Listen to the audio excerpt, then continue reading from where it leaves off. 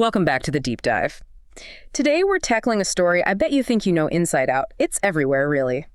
The parable of the blind men and the elephant. Ah, yes, the classic. Exactly. You know the scene. These blind men, they find an elephant, right? And one touches the side, says, it's a wall. Another feels the tusk. Nope, it's a spear. Trunk's a snake, legs a tree. The ear's a fan, the tail's a rope. And then chaos. They argue fiercely, each absolutely certain based on what they felt. Mm-hmm. And the moral we always hear is, well, pretty straightforward. Be tolerant. Everyone's got their own limited perspective. Be humble, respect other views. Seems simple enough. But here's where our deep dive really begins. Yeah. Because that modern moral, the one about gentle tolerance. Yeah.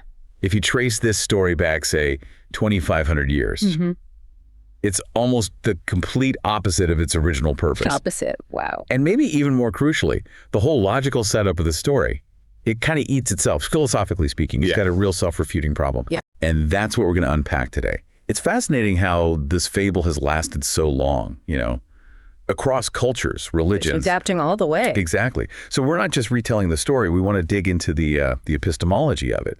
What does this ancient tale tell you, listening right now, about trying to find truth, objective truth, when everything feels so fragmented? Right. And balancing that with, admitting you don't have all the answers. Precisely. That tension. Okay, so let's quickly sketch up the basic story again, the full picture before we get into the twists. Sure.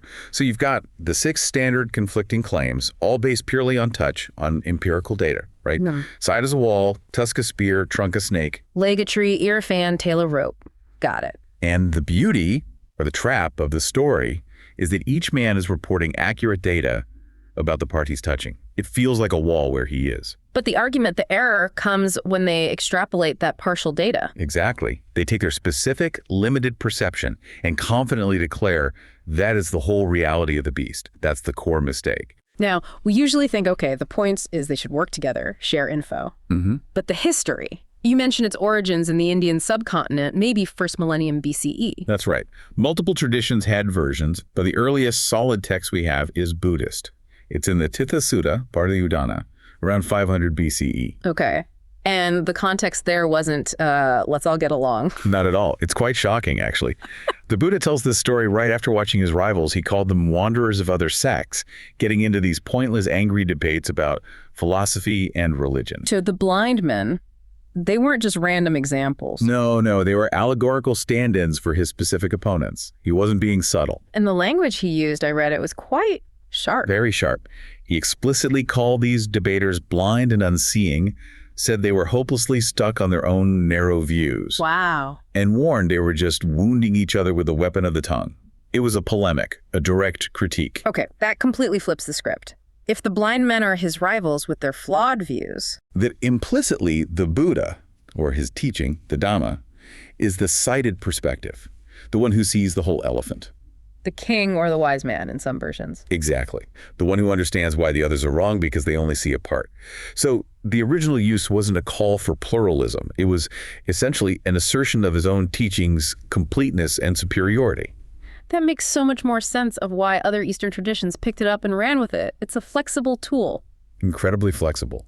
Look at Jainism. They arguably built the most systematic philosophy around it. Right. You mentioned Anekantavada. Many-sidedness. Precisely. Anekantavada. Reality is complex, multifaceted, conditional. You can only ever grasp aspects of it. So how did they translate that into practice? What was the moral for them? It led to Syadvada, their theory of conditioned viewpoints. The practical takeaway wasn't just stop fighting. It was achieve intellectual humility by qualifying every statement. How so? You preface your claims with Syat. It means in some respect, or possibly. So, okay, the elephant's leg is like a tree. Syat. It's pillar-like in some respect, acknowledging that partial validity stops you from becoming dogmatic. That's fascinating. It's a very different outcome from the Buddha's initial critique, which kind of dismissed the partial views as just wrong. It is. And for Buddhism, moving beyond that first polemical use, the story continued to illustrate upadana, this clinging, this attachment to single partial views, what they called ekagadasino, seeing only one side. And that attachment leads to suffering, dukkha. Exactly. So the goal isn't just to tolerate partial views, but to transcend them entirely, to end suffering. We're seeing this incredible adaptability. What about Hinduism? Well, fast forward quite a bit. You have the 19th century Saint Sri Ramakrishna using it. For him, the elephant symbolized God, Brahman infinite, beyond full comprehension. Ah, so another angle. Right. He used it to warn against religious dogmatism. How could any one religion claim to have the whole truth about the infinite? Each faith grasps an aspect, a valid aspect perhaps, but only an aspect. And then this potent image starts making its way west through Sufism, right? Yes, that was a key transmission build.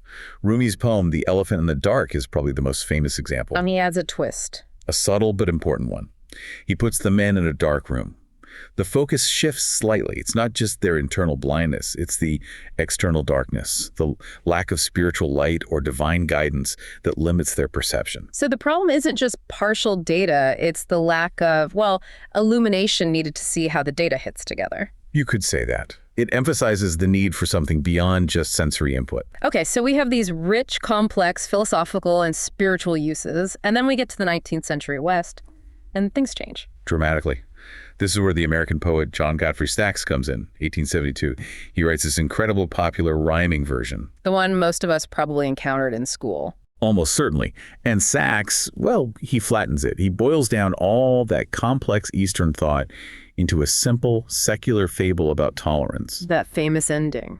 Though each was partly in the right, and all were in the wrong. Catchy, very easy to grasp. Extremely. It made the parable universally applicable to basically any disagreement. But in doing that, It lost something. it lost the deep epistemological frameworks of Jainism, the soteriology of the Sufis, the original polemical bite of Buddhism. It became just a nice social rule. Respect different opinions. But maybe that simplified version is why it's still so relevant today, especially when we talk about experts in their fields. Oh, absolutely. It's a perfect critique of disciplinary siloing. Right. Think about a complex medical case. Maybe someone has trouble initiating movement. Okay. A neurologist might examine them, touch their part of the elephant, and diagnose akinesia, a physical problem, brain-based. Right. Inability to initiate movement. Makes sense. But then maybe a psychiatrist sees the same patient, touches a different aspect, their motivation, their affect, and diagnoses abolition. Extreme lack of drive. A psychiatric issue. Yeah. So you have two experts, both with valid data based on their specialized perspective, limited movement, lack of initiative, but they reach fundamentally different conclusions about the whole problem. Is it physical? Is it psychological?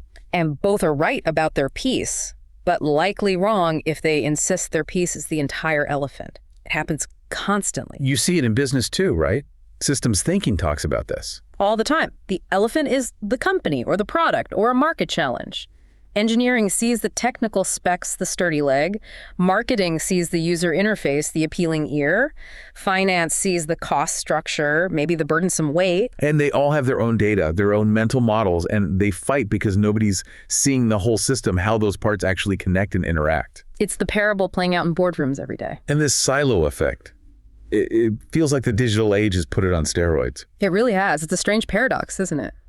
We're drowning in information, yet understanding feels more fragmented than ever. We're not even just touching one part anymore. We're getting bombarded with tiny, isolated bits from all over.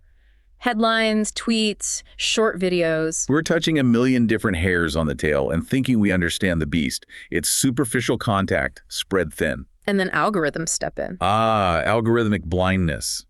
That's the kicker. Our natural human confirmation bias gets amplified. The algorithms learn what part of the elephant we like to touch. And then they just keep feeding us that same part over and over. Exactly. They build these personalized echo chambers. It's not just that we happen to see one perspective. The system actively works to ensure we predominantly see that perspective. Which means when we argue with someone online, say about politics or a social issue, it's often less about one person being malicious or stupid and more that you're both operating inside completely different algorithmically curated information bubbles. You're literally working with different elephants, or at least radically different parts. Someone coined a term for this, right? Like a modern corollary. Yeah, some call it the blind man razor, basically. Don't immediately jump to malice or ignorance when you see profound disagreement. First, consider if it can be explained simply by people having fundamentally different, limited, yet internally coherent data sets. Their conclusions say that the elephant as a wall might be perfectly rational given the wall data they consistently receive. Precisely. It forces a bit more charity, perhaps, but it also highlights the systemic problem. Okay, but this brings us crashing into the big logical critique you mentioned earlier. The whole setup relies on someone knowing it's an elephant, right? Exactly. This is the problem of the cited narrator. The parable only works, its moral only makes sense, if there's someone, the person telling the story, or you, the listener, who has the God's eye view, who knows the blind men are only grasping a part because they can see the whole animal. So if I use the story to argue that nobody really knows the whole truth, that all views are just partial, you're implicitly putting yourself in that cited position. You're claiming to know enough about the whole truth of reality to confidently judge everyone else's view as merely partial. Ah, I see. It becomes self-refuting. Critics argue it does. Using it to enforce a kind of universal pluralism, they say, isn't humble at all. It's actually what one called an immensely arrogant claim to possess superior comprehensive knowledge. That really challenges the simple tolerance moral. It does. And it also makes us question the conclusion. Okay, maybe each man was partly in the right about the texture they felt. But they were completely wrong about what the thing was. An elephant is not a wall or a spear or a rope. Exactly. Their core understanding of the animal's essential nature was fundamentally flawed, despite the accurate sensory input. So realizing your view is partial shouldn't lead to just accepting all partial views as equally valid, should it? Arguably, no. If partial views lead to fundamental error about the whole, the realization should spark an urgent search for a more complete, unified understanding. The goal should be synthesis, trying to actually see the whole elephant, not just tolerating a collection of mistaken identities. It should motivate collaboration and a drive towards objective truth, not just passive acceptance. That's the argument.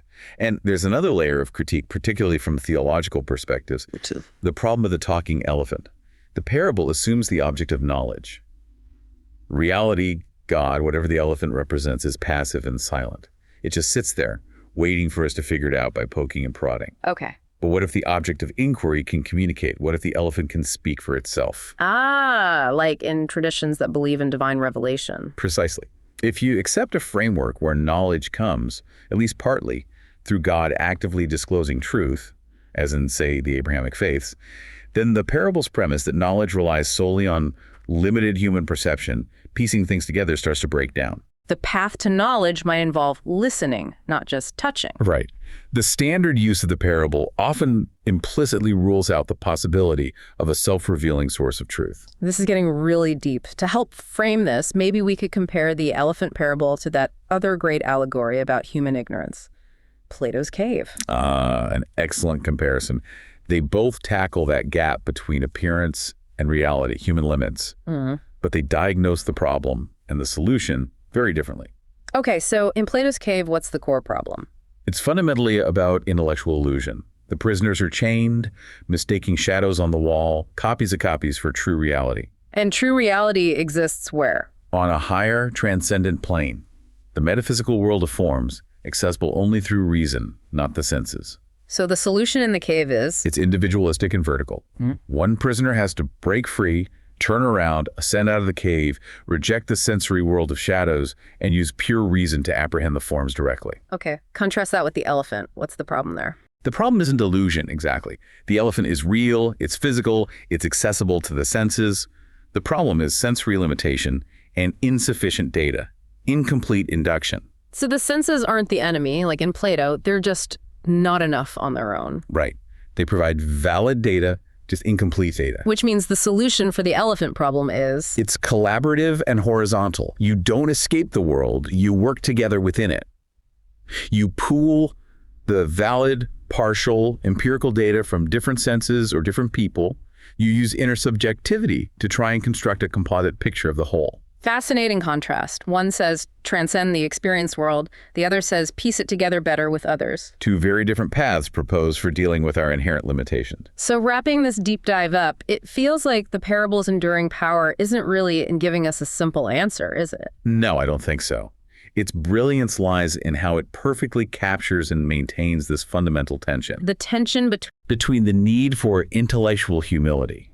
Admitting your perspective is limited, and that equally powerful inherent human drive to find objective, unified truth, to actually know what the elephant is. It validates our own experience. What we touch is real, but slams us with the reality that our experience alone is totally inadequate to grasp the whole picture. Precisely. It affirms the part while revealing its insufficiency for defining the whole. Which leaves the big, unresolved question hanging there for you, the listener. In this age of echo chambers, specialized silos, overwhelming partial information, what's the obligation? Is it enough to just tolerate all the different pieces, aggregate the partial truths, knowing they conflict? Or are you compelled to actively seek synthesis, to try and piece together the whole beast through collaboration, critical thinking, maybe even, as some traditions suggest, by looking for a light or listening for a voice? Is the elephant of reality something we just have to accept as fragmented, or is seeing the whole thing still the goal? It's a huge elephant. And after thousands of years, maybe we're still feeling around in the dark, hoping for more light. That really is the question the parable leaves us grappling with, something to think about. Until our next deep dive, keep searching for that whole beast.